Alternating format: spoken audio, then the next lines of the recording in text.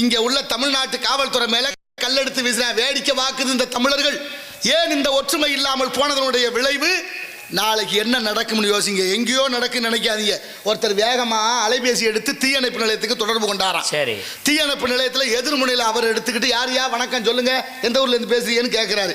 இவன் அழுதுகிட்டே சொல்றேன், ஐயா வேகமா வாங்க, என் வீட்டுல நெருப்பு பிடிச்சி எரியுதுன்னு. சரி சரி சரி பதறாம சொல்லியா, எந்த ஊர்னு சொல்லி இடத்த சொல்லு, உடனே வண்டி அனுப்பிடுவோம்னு அவர் கேட்கிறார்.